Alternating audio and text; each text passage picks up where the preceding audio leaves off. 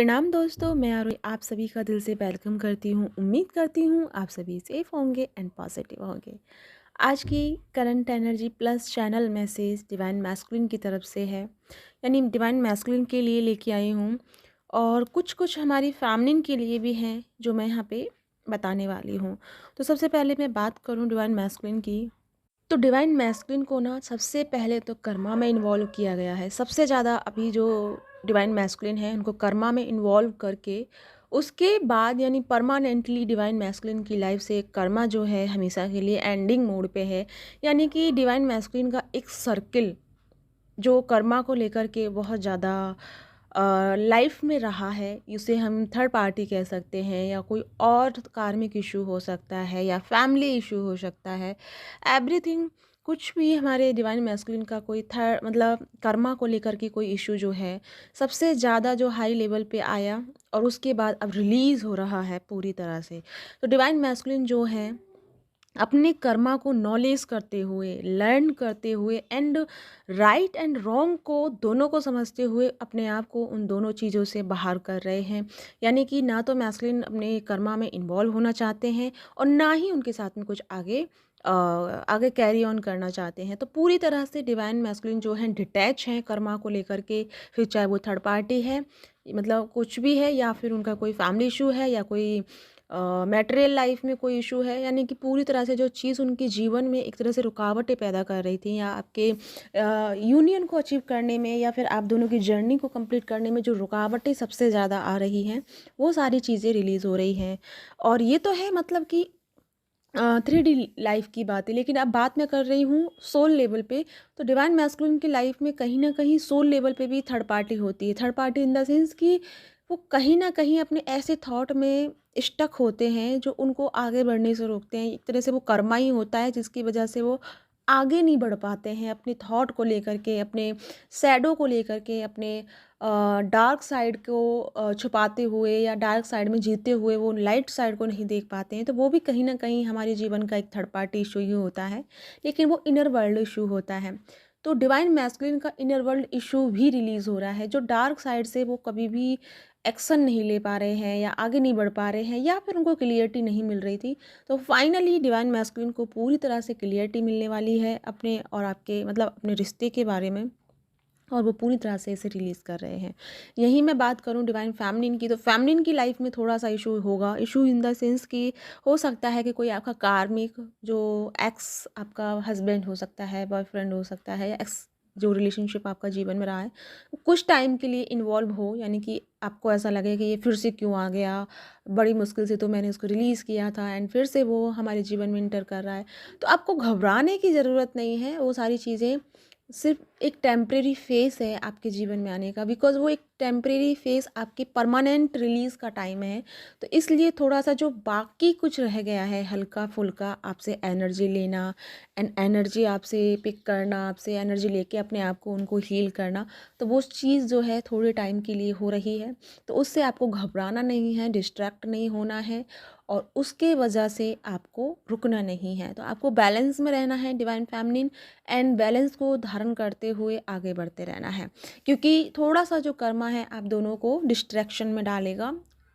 Distraction in the sense ऐसा नहीं है कि आपको मतलब कोई इशू होगा या मतलब आप प्रॉब्लम में आएंगे, ऐसा कुछ नहीं होगा। बस थोड़ा सा आपका माइंड जो है डिस्टरबेंस में जाएगा, यानी आप खुद से डिस्टरबेंस क्रिएट कर सकते हैं कि यार अब क्यों ये, कब मेरा इससे पीछे छूटेगा, कब मेरी कर्मा से बाहर आएंगे, या कब ये रिलीज़ होगा। तो ये इश्यूज आपके आ सकते हैं, बट आपके लिए मैसेज यही है डिवाइन की तरफ से कि आपको शांति से उन चीज़ों को देखना है, फेस करना है, बिकॉज वो शांति से आपके जीवन से निकल रही है। अगर आप चाह के आप टेंशन करते हैं या गुस्से में आके उनको कोई उल्टा सीधा बोलते हैं या फिर उनके हर चीज़ का रिएक्ट करते हैं, तो फिर वहाँ पे आपका कर्मा बाउंड हो जाएगा, कर्मा फिर क्रिएट हो जाएगा और थोड़ा टाइम फिर लगेगा आपको उसे रिलीज़ करने में। क्योंकि ये जो टाइम है शांत रहने का है, जितना आप शांत रहोगे उतना जल्दी वो कर्मा रिलीज़ हो जाएगा। क्योंकि इस टाइम जो कर्मा आ रहा है वो इसीलिए आ रहा है ताकि आप इन्वॉल्व हों, आप और कर्मा क्रिएट करें, ताकि वो आगे के लिए यानी लॉन्ग टर्म के लिए आपके साथ बने रहें। तो ये आपके ऊपर डिपेंड करता है कि कैसे आप अपने कर्मा को हील करते हैं, डील करते हैं कर्मा से। क्योंकि एनर्जी तो डेफिनेटली जनरेट हो चुकी है, आने वाले दिनों में भी हो सकती है, लेकिन उसे डील करने के लिए आपको प्रिपेयर रहना होगा पहले से ही, क्योंकि हर चीज़ आपको ट्रिगर करने के लिए या आपको मैनिपुलेट करने के लिए आ सकती है। तो आपको शांति को धारण करते हुए एक तरह से आपका टेस्ट समझो फेमिनिन, कि आप कैसे इस चीज़ को डील करती हैं, कैसे अपने आप को इससे बाहर करती हैं, क्योंकि आपको ये पता है कि ये टेम्परेरी फेस है एंड ये परमानेंटली रिलीजिंग टाइम है। तो इसमें आपको पेशेंस को मतलब पेशेंस रखना आपके लिए अच्छा होगा, या फिर उस चीज़ को रिएक्ट करके और ज़्यादा क्रिएट करना अच्छा होगा। तो ये डिसीज़न हमारी फेमिनिन का रहेगा, बिकॉज़ मैस्कुलिन तो पूरी तरह से अपने कर्मा से बाहर आ रहे हैं, क्योंकि उन्होंने फाइनली डिसीज़न ले लिया है कि अब मुझे इस चीज़ में और मुझे टॉलरेट नहीं करना है और इसके साथ में बने नहीं रहना है, अब मुझे इस चीज़ को रिलीज़ करना है। तो फाइनली मैस्कुलिन तो आ रहे हैं बाहर, तो वही हमारी फेमिनिन की बात है। तो फेमिनिन देखते हैं आप किस तरह से इस चीज़ को, इस कंडीशन को हील करती हैं, डील करती हैं। मे बी हो सकता है कुछ लोगों के साथ में अभी जैसे मैंने ये मैसेज में दे रही हूँ, तो अभी आप में से कोई बोलेगा कि मैम ये कर्मा तो ऑलरेडी क्रिएट हो चुका है, मैंने ऐसे रिएक्ट कर दिया है, अब हम क्या करें। तो आपके लिए मैसेज है कि जितना हो सके फॉरगिव में आइए, माफ़ी मांगिए अपनी सोल लेवल पे एंड रिलीज़ करने की पूरी पूरी कोशिश कीजिए, राइट। और थोड़ा-सा यहाँ पे मैं मतलब करंट एनर्जी की बात करूँ तो फेमिनिन एंड मैस्कुलिन का थोड़ा-सा जो फेस है, बिज़ी फेस में होने वाला है, यानी थोड़ा-सा बिज़ी को फ़ील करेंगे, यानी बिज़ी एनर्जी को फ़ील करेंगे। और वहीं आपको थोड़ा-सा क्राउन पे हैवी फ़ील होगा, बिकॉज़ कर्मा जब हम रिलीज़ करते हैं, तो कर्मा जब रिलीज़ होता है तो हमारा वॉयलेट कलर यानी कि क्राउन चक्रा हमारा इफ़ेक्टेड में आता है।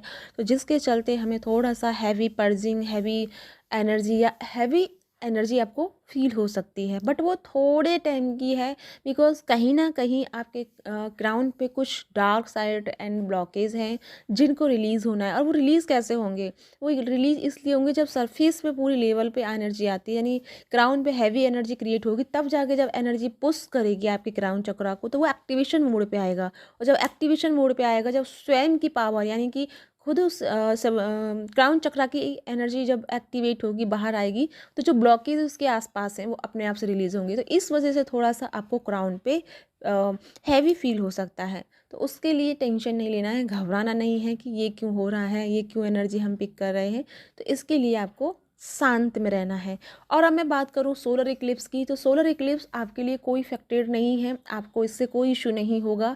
बस जितना हो सके शांति को धारण करना है, क्योंकि थोड़ा-सा ना कर्मा आपको हिलाने का काम करेगा, यानी कि सैटर्न एनर्जी लगी हुई है एंड केतु एंड राहु, ये तीनों चीज़ें एक साथ चल रही हैं। तो थोड़ा-सा आपके जीवन में, कभी आपके जीवन में मोक्ष की भावना हो सकती है कि मुझे इन सबको छोड़ कर के मुझे बैराग धारण करना चाहिए।